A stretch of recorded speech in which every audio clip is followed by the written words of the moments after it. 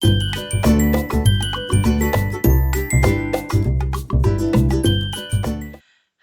all, Jessie B Scrapbooking back with another process video. This one is for 14 Days of Christmas with MK and Janet and a whole bunch of other people. All their descriptions will be in the link below.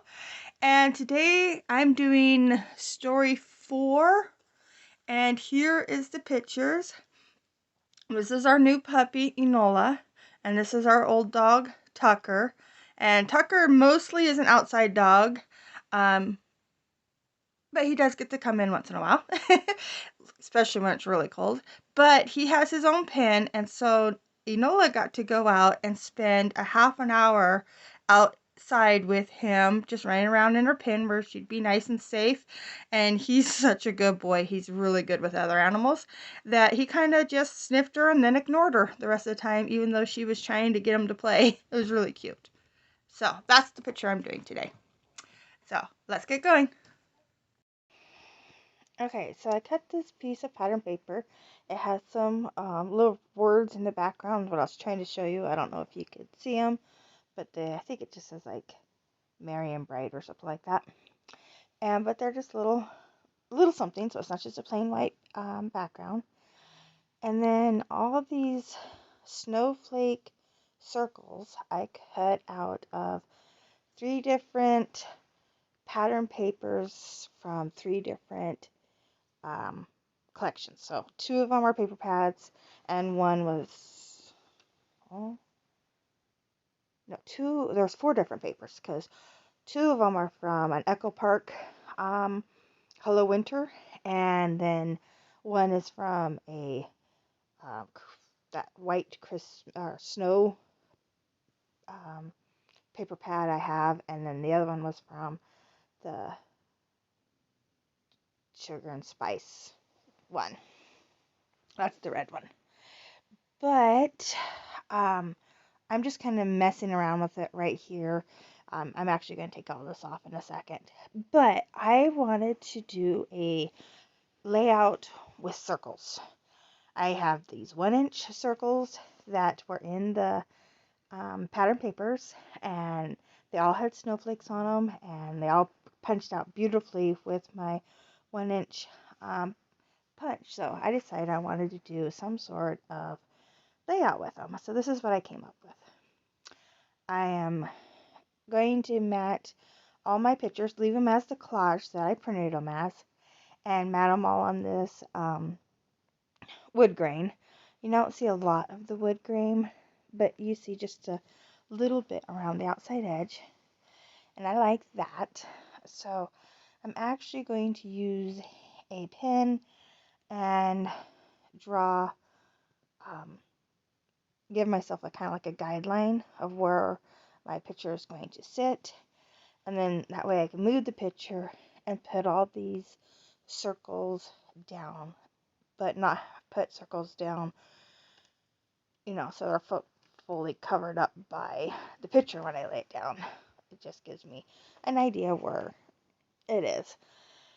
And the line is underneath the picture, so when I put the collage back down, the lines are completely covered.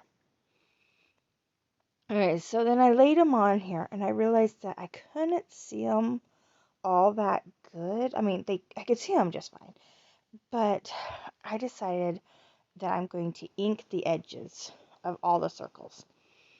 And so all the circles will have inked edges, and I just like that so much better. So here's where I'm going to start laying them down. I'm using the half circles that were on the sides of the paper. I went ahead and punched those out too, and I'm going to use some of those. And yeah, just everything that will make a circle I used on I didn't do the whole pages. I only did part of them. Like I cut off a section and then, like fussy cut or punched out everything else on the paper. Yeah, hope that made sense. I'm kind of a little bit distracted right now. My cat is uh, throwing around, I think it's a hair tie, and she's being a very big nuisance. Okay, so anyways, back to the layout. Um, I kind of want these circles to go from like kind of small up in the top right corner and then kind of like get bigger and fuller as it comes down to the um, bottom left hand. But I don't know if I actually achieved that. But I do like how I have all the circles, the snowflake circles on here. And I think it turned out really cute. And I am still inking the edges. I just have my little paper or ink pad off to the side. And sometimes I forget and I will put the glue on first. But every time my hand goes off the out of the camera view here, that's where I'm inking them up. And for some reason, I thought you could see the ink pad where it was sitting. Sorry you can't, but basically all I'm doing is just running it like a wheel just over top of the ink pad. So it's just putting a tiny bit of ink just right on the edge. It doesn't take long and it's really not messy. But so after I get all the snowflakes that I want on here, I do turn a couple of them over and put just the pattern paper that's on the other side, which is kind of like a pale blue with little tiny, I think it has like, one of them has little dots, and the other one had like little chevrons, and I ended up not using it, I don't think, because they were all the same colors. It happened to be in the same colors on both sides, because it was only the Echo Park ones that are double-sided. The paper pad is not, so it's just white circles on the other side. But, so I do pop up this one circle at the top there, and it has a snowflake and a star on it. So it's a little different. So I popped it up, and then I'm going to pop up two more snowflakes that are smaller. And I'll pop them up so that, yeah, just gives it a little bit more dimension. And so while I'm doing this, just laying down all these snowflakes, I wanted to remind everyone this is a hop, and so make sure you go out and check out MK Gunn at Some Assemblies Required and Janet Fritz over on Galaxy Girl Creates, and everybody else that is playing along with the 14 days of Christmas hop. It's a lot of fun. I actually was watching some of them, catching up on everyone's as I was making this. So every once in a while you'll see my hand go up, and that's where I'm adjusting or playing the next episode of uh, whichever is in line. I can't remember what day I was watching, but trying to get them all caught up.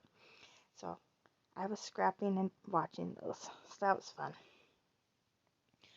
So I'm getting these. I think I'm getting close to being done with the circles. And then I'm going to go into my Christmas kit here. And I took these same papers and I used, I have snowflake punches that are in 3 different sizes.